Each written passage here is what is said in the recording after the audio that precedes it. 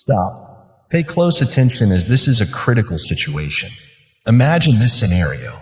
Someone has devised a trap, and you're unwittingly heading straight into it. It's akin to a suspenseful thriller playing out in reality, and the intrigue is intensifying rapidly. Keep watching closely, as the suspense is about to escalate dramatically. Prepare yourself for the unexpected twist that awaits at the culmination of this trap. This narrative is akin to a roller coaster, promising a thrilling and unpredictable journey. How can one find liberation when they are unaware of being ensnared or confined? Seek guidance from a higher authority. I sought to speak with you because a troubling matter has emerged concerning your involvement. It appears that a particular woman is setting a trap for you, and I deem it essential for you to be informed. She is orchestrating an event with the intention of taking away your valuable belongings. Though I cannot provide detailed information at this moment, I strongly advise you to exercise caution and vigilance in your interactions with her. Please indicate your belief in God by commenting yes, and consider showing your support by either contributing through Super Chat or watching this video in its entirety. It's wise to lean towards caution, as I firmly believe that preemptive measures can shield you from future dangers. Your safety is of utmost importance to me, and I am genuinely concerned about your welfare. Allow your prophet to share a narrative concerning the trap I am referring to. David had consistently taken pride in his acumen as a businessman. He is an acquaintance of a friend of mine. Throughout the years, he had cultivated a prosperous career and garnered widespread respect within his field.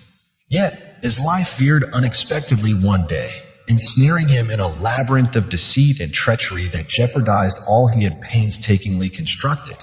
The pivotal moment arose with a phone call from Lisa, a woman expressing interest in investing in David's company. Lisa's telephone demeanor exuded charm and courtesy, igniting David's enthusiasm about the potential of a new investor. An eager consensus to meet face-to-face followed, culminating in what seemed to be a fruitful initial encounter where Lisa expressed admiration for David's business acumen.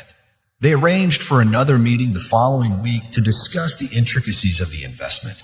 Little did David know, Lisa had ulterior motives. In their second encounter, Lisa laid out a comprehensive investment proposal, enticing yet appearing overly ideal.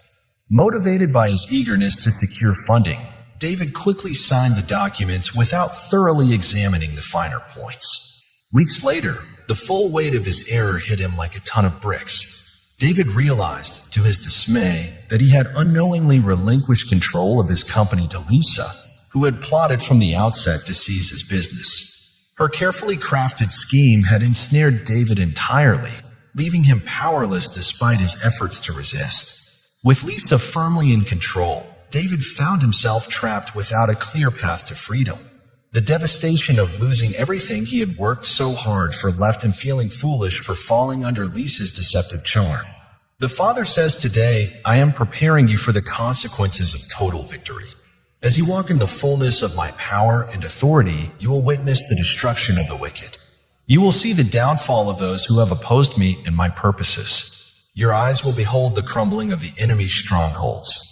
Your ears will hear the thunder of my judgment against those who have sought to thwart my plans. In the face of such an overwhelming victory, it will be tempting to gloat over the downfall of your enemies. But I urge you not to succumb to this temptation. Instead, let compassion be your guide. Remember David, a man after my own heart. Even as he faced relentless opposition and betrayal, he never lost sight of his humanity. He mourned for his enemies, recognizing their suffering and the consequences of their choices. David understood that, but for my grace and mercy, he could have easily met a similar fate. Let this understanding be the foundation of your response to the defeat of your enemies. When you hear of their demise, let your first instinct be mercy, not judgment. Extend the same compassion to them that David extended to his enemies. This is the hour of great upheaval. Everything that is not built on my foundation will be shaken. Only that which is aligned with my kingdom will stand. The enemy's fortress will crumble, revealing its vulnerability. Those who have mocked, scorned, and vilified you will be humbled before you. I will deliver your enemies into your hands. What will you do then? Will you crush them underfoot? Will you revel in their humiliation? Your actions in this moment will define your character and shape your future. Mercy, not vengeance, will determine the trajectory of your path. As you stand victorious, remember the words of my servant David. Let compassion guide your steps, and let mercy be your response to the defeat of your enemies. Today, the Father declares that liberation from captivity can be achieved by embodying a selfless love. Genuine love entails sacrificing oneself for others, as he exemplified. Nevertheless, this love isn't contingent on the terms of others or your own, but rather on his terms. It revolves around giving wholeheartedly and maintaining a receptive attitude. Numerous believers find themselves ensnared in spiritual, relational, and material bondage because they hesitate to take this proactive approach. There are those who may proclaim, "I'll be generous when my fortunes change." However, when God dispatched his Son into the world, he initially emptied himself and then bestowed, ultimately sacrificing his life. Generosity reflecting God's essence commences in emptiness, resembling the widow with her 2 mites, and culminates in an outpouring of abundance and splendor. These realities might evoke discomfort and elicit objections from numerous individuals, as some may sense exclusion or misinterpretation. It's essential to embrace openness, be receptive to correction, and permit the Holy Spirit to mold you, particularly in aspects where you might be rigid. If you seek a change in outcome, you must be prepared to undertake different actions, recognizing that your present decisions shape your current circumstances. Elevate yourself, transform your mindset, and cast away any tendencies towards a poverty mentality or self-pity. Despite the brokenness of the world and the multitude of suffering, it's crucial to acknowledge the goodness and extend love even to those who may have caused you pain or appear different. Dismiss the idea that generosity should hinge on others deserving it. Contemplate whether you have merited the unconditional love bestowed upon you freely. Release any concealed idols and religious facades, permitting God to liberate you from fear, self-pity, and arrogance.